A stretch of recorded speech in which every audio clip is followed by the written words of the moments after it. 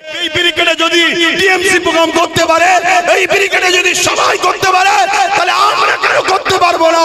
এই কৈফিয়ত নিয়ে ব্রিগেড আগামী দিন আমি আব্বাস সিদ্দিকী চ্যালেঞ্জ করব, আপনারা আমার ডাকে যেতে রাজি আছেন? রাজি আছেন? গতকালকে পরশু দিনে আমার আমানুল্লাহ ভাই রয়েছেন, উনি সময় নেই বলে বলতে পারেন, ওটা আমি বলে দিয়ে যাচ্ছি।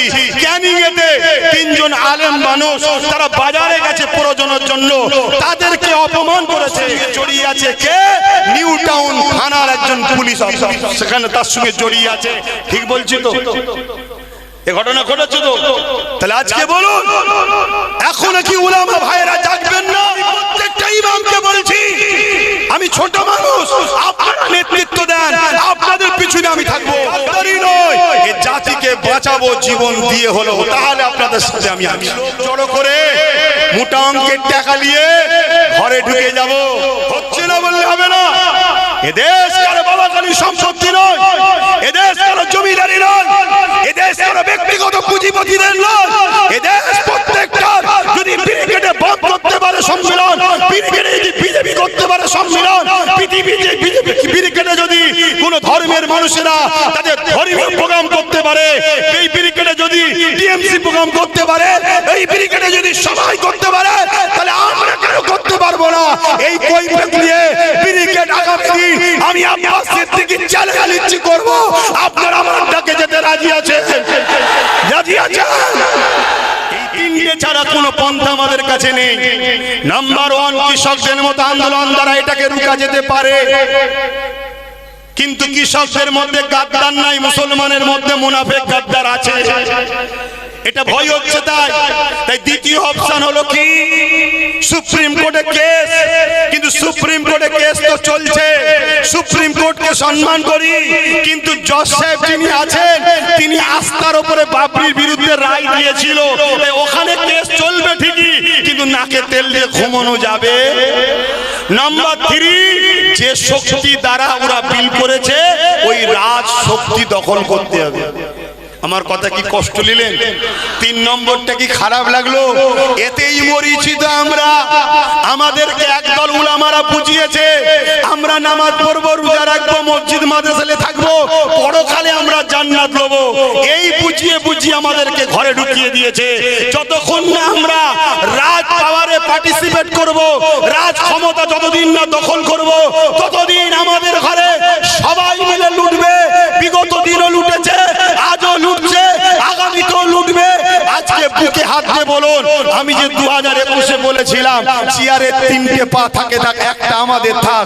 ধরুন রাজ্যে যে সরকার আছে তিনি ধরুন বসেই আছে সরকারে, কিন্তু তিনার পা 3টে আর একটা আমাদের যদি লাগানো থাকতো, আজকে বলতে পারতোই চেয়ারে বসে দিল্লি যাও। সত্যি করে বলুন, পারতেন? কেন পারতেন না?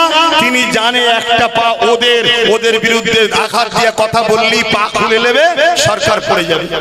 তাহলে আমাদের রাজ পাওয়ার দরকার আছে না নাই?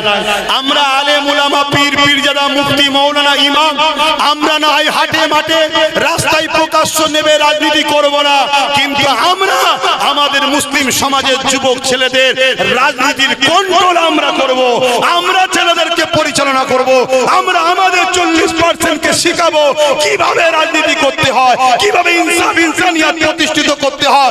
এটা যখন ইসলামে হারাম নয়, তাহলে আমরা উলামারা কেন পিছিয়ে আছি? আল্লাহর রাস্তে বলছি আলেমদের ঘরে, নবী আল্লাহর রাসূলের ওস্তাদ দিয়ে বলছি ইমামদের ঘরে, আসুন সময় হয়েছে, ঐক্যবদ্ধ হন, সংগঠিত হন, একত্রিত হন। আপনার যদি মনে হয় আব্বাস সিদ্দিকী তোমার কথা শুনলে আমার 3000 টাকা চলে যাবে, আমি আপনাকে জবান দিয়ে যাচ্ছি, আমি যে রাস্তা দেখাচ্ছি এই রাস্তায় একটু চলুন, হয়তো চলতে গিয়ে একটু কষ্ট হবে, কষ্ট যত বেশি হয় ফল তত মিষ্টি হয়। আমি কথা দিয়ে যাচ্ছি, আমাদের ওয়াকাফের এত টাকা আছে, প্রত্যেকটা ইমাম 20,000 করে টাকা মাসে মাইনে পেতে পারে। কেন বুঝছেন না আপনারা? কেন বুঝছেন না? ভাবছেন আব্বাস সিদ্দিকী সম্মানে চলে গেল, এতজন চিল্লাচ্ছে। আল্লাহ সাক্ষী রেখে বলছি, জাত পাকের কসম করে বলছি, জাত পাকের কসম করে বলছি, আমি আমাকে নিয়ে এক সেকেন্ডের জন্য ভাবি না, আমি আমাকে নিয়ে এক সেকেন্ডের জন্য চিন্তা করি না। আমি এমন একটা পরিবারের সন্তান, আমার জন্য আপনারা ভিজে দাঁড়িয়ে আছেন। আমি এমন একটা পরিবারের সন্তান, আমি যেখানে যাই আপনারা ছুটে যান। আমি এমন একটা পরিবারের সন্তান, আমাকে দেখে হাতে পয়সা গুঁজে দেন। আমি এমন একটা পরিবারের সন্তান, আমি যদি অন্য কোনো জায়গায় চলে গিয়ে বলি তোমার দেশে আমি থাকতে চাই, ওয়েলকাম করে নিয়ে নেবে, এমন একটা পরিবারের সন্তান আমি।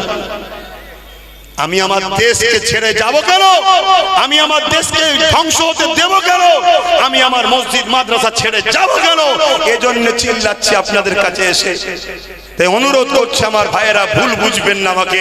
প্রত্যেকটা উলামা, প্রত্যেকটা ইমাম, প্রত্যেকটা হাফেজ খোলা ডাক দিচ্ছি, প্রতি জুম্মায় ঘরে থাকি। আসুন, যদি আসতে না পারেন কারো হাতে চিঠি লিখে আপনার নাম ফোন নাম্বার দেন যে আমি আপনার সাথে আছি। প্রকাশ করব না আপনার নাম, একদিন প্রকাশ করব, যেদিন আমরা সংগঠিত হয়ে যাব সেদিন প্রকাশ করব। আজকে বলুন তো, আমরা 30-40 হাজার আলেম উলামা ইমাম যদি এক জায়গায় হতে পারি, যত কমই হোক 1 কোটি মুসলমান আমাদের সাথে আছে। কেন প্রত্যেকটা ইমামের যত কমই হোক 200-500 করে লোক হবে। কথা ভুল বলছি? তাহলে এভাবে যদি আমরা 40-50 কি 30 হাজার আলেম উলামা ইমাম এক জায়গায় হতে পারি, তাহলে যত কমই হোক 1 লক্ষ যুবক আমাদের পাশে। আর আলেম উলামা ইমামদের জন্য যুবকরা বুকে তাজা খুন দিতে রাজি আছে। ঠিক না বেঠিক গো? বলো, দিতে পারবে না? পারবে না? তোমাদের সামনে তোমার নবীর ওয়ারিসকে অপমান করা হবে, তোমাদের সামনে তোমার নবীর ওয়ারিসকে মারা হবে, তোমরা যুব সমাজ কি চুপ থাকবে? এই গতকালকে পরশু দিনে আমার আমানুল্লাহ ভাই রয়েছেন, উনি সময় নেই বলে বলতে পারেন, ওটা আমি বলে দিয়ে যাচ্ছি। ক্যানিং এতে 3 জন আলেম মানুষ তারা বাজারে গেছে প্রয়োজনের জন্য, তাদেরকে অপমান করেছে, তাদেরকে বেউজ্জতি করেছে। যে অপমান, যে বেউজ্জতিটা একটা আলেমের সঙ্গে হয়েছে বলে খুলে বলতে পারছি না।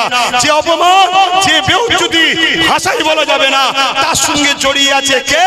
নিউ টাউন থানার একজন পুলিশ অফিসার, সেখানে তার সঙ্গে জড়িয়ে আছে, তারা অপমান করছে। ঠিক বলছি তো? এ ঘটনা ঘটেছে তো? তাহলে আজকে বলুন, এখনো কি উলামা ভাইরা জাগবেন না?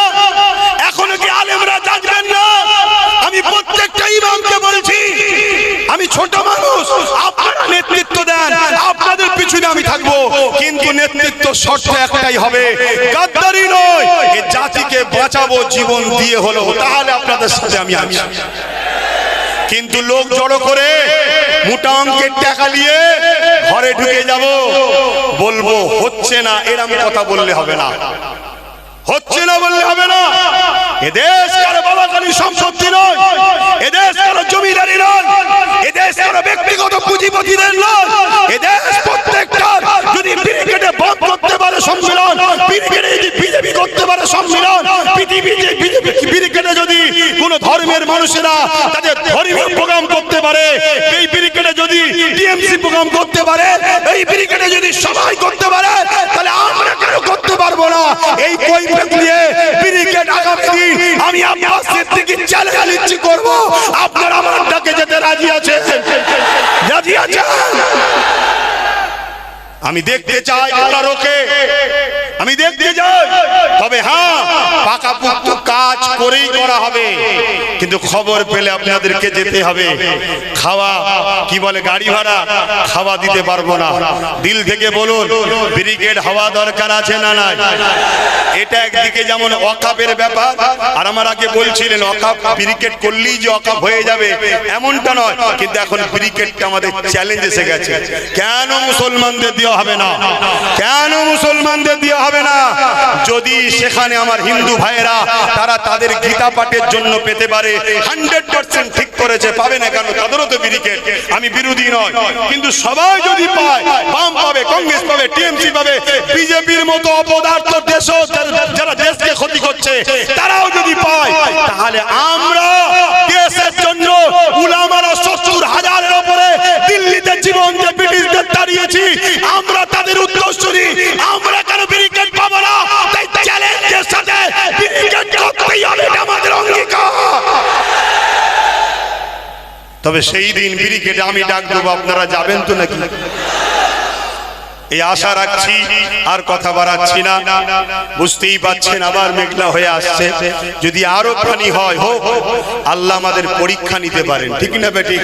যে বান্দা তুমি তোমার জন্য চিল্লাচ্ছ না, আমার জন্য চিল্লাচ্ছ, দেখতে তো হবে, কি দেখবে না? হ্যাঁ, নিজের স্বার্থে চিল্লালে ঠান্ডা থেকে বেরোবে না, রোদ থেকে বেরোবে না। একটু কেউ যদি বলে গোলাগুলি করলে দুশ্মন হয়ে যাব, আর করবে না। আর আল্লাহ ও রাসূলের স্বার্থে হলে এই কথাই বলবে, রাজ্য সরকার তুমি যদি আমার অকাপের বিরুদ্ধে হও, তোমার সঙ্গে আমি চ্যালেঞ্জ দিচ্ছি, তুমি সব থেকে বড় দুশ্মন আমাদের। কথা ঠিক না বেটি? হ্যাঁ, থাকতে পারে তোমার পুলিশ বোম সব থাকতে পারে, কিন্তু তুমি আমার মসজিদ মাদ্রাসার বিরুদ্ধে গেলে আমি তোমাকেও চিনি। হ্যাঁ, এটা হবে আল্লাহ রাসূলের জন্য। যা কথা সংক্ষেপ করছি, আপনারা সুস্থ থাকেন, ভালো থাকেন। ঘরে গিয়ে সরষের তেল ভালো করে মাথায় দেবেন, দিয়ে গোসলটা করে নেবেন, বিসমিল্লাহ বলে মাথায় পানি দেবেন, সব যা রোগ ছিল আরো বেরিয়ে চলে যাবে। আল্লাহর উপর ভরসা আছে না নাই? যান, সকলে সুস্থ থাকেন। একটু উঠে দাঁড়িয়ে একটা স্লোগান দিতে দিতে যাবেন। সকলে উঠে দাঁড়ান, একটু সকলে উঠে দাঁড়ান, সকলে বলুন নারে তাকবীর, নারে তাকবীর, নারে তাকবীর। কোরআন ও সুন্নাহ, কোরআন ও সুন্নাহ, দ্বীন ইসলাম, দ্বীন ইসলাম।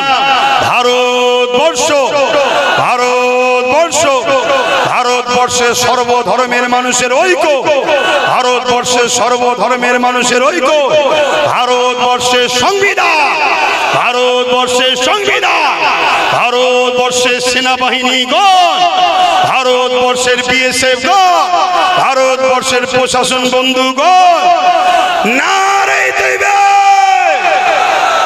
আল্লাহ ছাড়া দ্বিতীয় কাউকে ভয় করবেন না। দেশের সঙ্গে কখনো গাদ্দারি করবেন না, গাদ্দারদের সাথও দেবেন না। আসসালামু আলাইকুম। অনেক কষ্ট দিলাম, অনেক কষ্ট দিলাম, অনেক কিছু বললাম, কেউ ব্যথা নিয়ে যাবেন না। আবার বলছে আলেম ওলামা ইমাম ভাইরা, গোপনে হলো নামটা লিখান, আপনার সুখে দুঃখে থাকবো পাশে। আসসালামু আলাইকুম।